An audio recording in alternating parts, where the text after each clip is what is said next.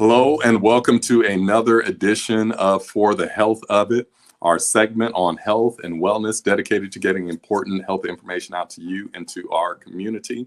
I'm Dr. Trevor Kinlock, and today our subject will be You Are What You Eat.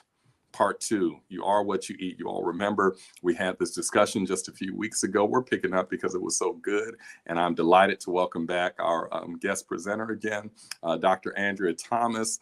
Dr. Thomas, good to have you again. Thanks for inviting me back. I'm really excited to dig a little deeper on this topic. Wonderful. Dr. Thomas has got she has a doctorate in pharmacy. She's a clinical pharmacist for over 20 years who is passionate about sharing information about healthy lifestyle changes and diet. So again, welcome, Dr. Thomas. Good to have you. You gave us great information the last time on food combinations. I remember a little bit of it, so I know you're going to continue on that today. So as we talk about You Are What You Eat, can you briefly just recap what you talked about in part 1? Can you just share in a few sentences what you essentially were telling us about the importance of food combinations? Sure, Pastor. So our title was You Are What You Eat. Oh, really? Because we've all heard the adage, you are what you eat, but even more accurate, you are what you absorb from what you eat. So even though some people may be eating healthily or feel that they are eating healthily, they may not be absorbing all the nutrients. And we talked about some of the things that go into that. For example, eating in a rushed manner. We want our bodies to be in a state of rest and relaxation to optimize absorption and assimilation of the nutrients that we take.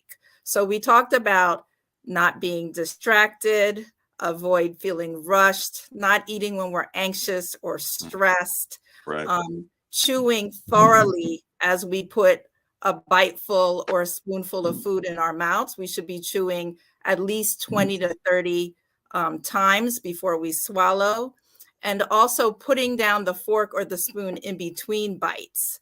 That helps us to take our time when we eat and not rush. And really, your meal time should be taking at least 20 to 30 minutes. If you're eating any faster than that, you're not doing the right things. Okay. This is very important info, Dr. Thomas. So help us. We're in the DMV, the Washington, D.C. area. And so this is a very busy, high traffic area where you got a lot of commuters. Now, I've got to confess, Doctor, I'm guilty of in the morning times, I'm rushing, trying to get the girls together, get a bowl of oatmeal, get some things, rush in the car and off to, get them where they have to be. And I'm rushing and also eating in the car. So can you help people like me, who find themselves kind of in those quick routines, and how can they still do, eating and digestion properly? I think the best thing is to try to plan. Try to plan ahead. If you're a person who likes to snack or munch, having healthy things within reach, or planning things in advance, packing things a couple days in advance in the refrigerator. Because there's some issues when you don't combine foods properly. Okay. So eating on the run, there's a better way to do it if you are planning and you have the right things that you're taking with you. Is that what you're saying? Absolutely.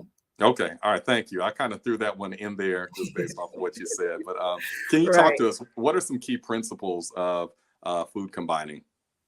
Well, what people often don't realize is that digestion is a complex process with many steps. And actually, our bodies use over 50% of our energy just to digest a meal. So if you think about all the other things your body does, your heart beats, the blood is going through your veins, you're breathing, you're walking, you're thinking. Just to digest a meal, half of that energy is going towards that function alone.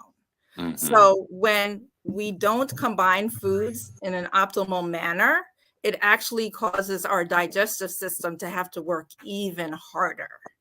And our bodies like to do things in a systematic fashion. For example, when we eat, depending on what we eat, our body releases enzymes in a specific time interval depending on what we eat, if it's more acidic, if it's basic, if it's a combination of foods. And if we eat something acidic and then something basic, that creates havoc. And then the body is confused and it's not digesting optimally. Also, our bodies like to take on the hardest or more difficult food and digest that first. So while it's working on that, the other foods sit in the stomach and ferment, which can lead to gas and indigestion. Okay. So a lot of that, the uncomfortable feeling that we're feeling late at night or whatever, has to do with our digestion and what we're eating and how we're eating. How we're eating and the timing of what we're eating as well. So Okay. optimally, we want to space foods, our meals out at least 4 to 5 hours apart. And we touched on some of the combinations in the previous presentation. For example, not drinking when we eat. It's best to drink an hour and a half to 2 hours after a meal, because drinking dilutes the digestive juices. So therefore, it prevents optimal digestion. The other thing we talked about was avoiding veggies and fruits in the same meal. That's a combination that does not work well together. Okay. Okay. Now, Dr. Thomas, we're in a nation that is addicted to pills and to drugs. And if we can just get stuff, it just helps us feel better. So this is kind of like the Pepto-Bismol, Tums, era where, if my stomach isn't feeling right after I eat, I just, throw some Tums in the mouth and that's the way to do it. But you're saying that if we just change the way that we eat, and how we eat, that would we would not have to depend on a lot of those over-the-counter drugs. Correct. So the body is telling you by the bloating, the gas, the belching, the excessive fatigue after you eat. You should be asking yourself why. That's the message or the signal that the body's trying to tell you something's off, and you should be asking yourself why. And a lot of that can be alleviated or prevented if we think and make conscious choices about how we eat and the combinations of what we eat. That's great. All right. Thank you for kind of alerting us to that. Is those feelings that we're going through are not normal, but those are signs that something is wrong and that we've got to change up how we're eating and what some of our habits are. We've got to break some of those. What are some of the ramifications of poor food combinations? So as I mentioned, your body has to work harder. There's fermentation from the bad combinations. And with your body having to work harder, sometimes some of the macronutrients like your proteins and your starches, they're not breaking down fully. So therefore, if they're not breaking down fully, then your body can't digest them and absorb the nutrients from them properly. So you can also have symptoms, as we mentioned, the gas, the bloating, the fatigue, constipation or diarrhea, depending on what else is going on in the body. So those are some of the you may not be able to sleep well. So those are some of the things that you may encounter. Okay. Can you give us some examples of some good food combinations and some examples of some bad food combinations? Okay. Well, not to be negative, I'm going to start with some bad combinations. Okay. Okay. And there are several principles, but to keep it simple, I'm just going to talk about 4 today that I think are pretty easier to remember. The first one is that when we eat proteins, we should only eat 1 at a time. So having 2 or more on the plate, like if you have a meat and beans, the body doesn't like that. And that results in the body not completely breaking down the proteins. So again, you're not getting the nutrients and the building blocks of those proteins to incorporate into your body. So that's one. Another one is dairy. Dairy does not combine well with most foods. So drinking that milkshake with your meal, cheese with a meal, that tends not to sit well with the digestive system. So that's one that we should avoid. One that is very problematic, particularly in some new vegetarians, are eating highly processed foods or highly refined foods. So some people, when they go to a vegetarian diet, they start eating a lot of the meat substitutes.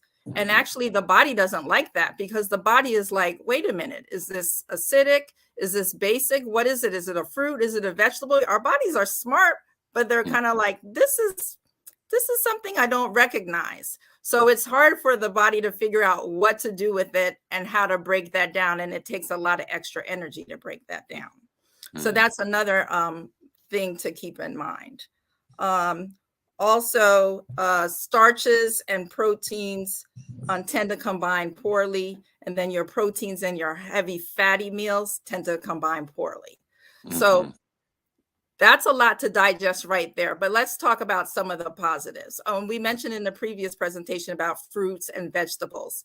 It's preferable to have fruits alone, particularly if they are the melon family. And things that are in the melon family are your honeydew melons, your Mhm. watermelons, your Mhm. cantaloupes are actually considered a melon. So Okay. there's a saying, if it's a melons alone or leave them alone, because the body likes to digest those alone Okay. or in combination with themselves. Now, Okay. fruits and veggies are only okay if it's a leafy green and a fruit. Okay. So our bodies love vegetables. So a vegetable with a starch is a good combination. A vegetable with a protein is a good combination. Mhm. Fruit like or celery, cucumber, nuts and seeds, that goes well together. And lastly, like nuts and seeds with fruit on a green salad, that's a great combination. Okay. So don't want to overwhelm you with too much. I think that's enough to digest for today. But just the Okay. takeaways are that I saw what you did there. Real good. we want to have a relaxed meal as much as possible. Try to plan, and it will start to become second nature to you and habitual, you know, Nice. to Mhm. do these things, and start to pay attention to, why do I have gas? Why do I feel sleepy? You know, because Mhm. a lot of times we're feeling sleepy is because we ate too much of two different combinations of Right. things. You know, Right. no more than 3 to 4 things on the plate, so the body is not confused with having to work hard to break down these things. Right. And start to ask yourself, why am I feeling this way? What did I eat? Was that a good combination? Did I eat too much? Did I drink when I was eating? So those Mhm. are the things we want you to just start to pay attention to your body. Very good. Very good. My mom always said food is supposed to give you energy. You're supposed to feel energy when you eat. If you're not feeling energy and you Right. feel sluggish, it says something about what you're eating. That's very true. You have a All smart right. mama. Yeah, well, she has the same passion that you have, Dr. Thomas. But you're making me hungry talking about the salads and the nuts and all that. So I'm gonna go get something to eat. Wait a second. Is it too late? I It's don't know. too late, Pastor, but if you have to Okay. eat, keep it light. Keep it light. Okay. All right. Keep it I'm light and working. keep it simple. I'm working on it. Working on it. Thank you so much, Dr. Andrea Thomas. Awesome information, very useful and helpful. I pray this is a blessing to those of you who are watching this evening, watching today. And if it has been, if this has been informative for you, and I know it has, please like, please share, please subscribe, get it out. We want to encourage sharing this information because when we know better, we do better. We So do again, that. thank you for joining us for another episode. Thank you, Dr. Thomas, for joining us and coming back. You promised that you would come back, and you did come back. So thank you for coming back and sharing this information with us. And again, thank you everyone for joining us for another episode of For the Health of It, brought to you by our Metropolitan Health Ministries. And remember, above all things, God wants you to prosper and to be in health.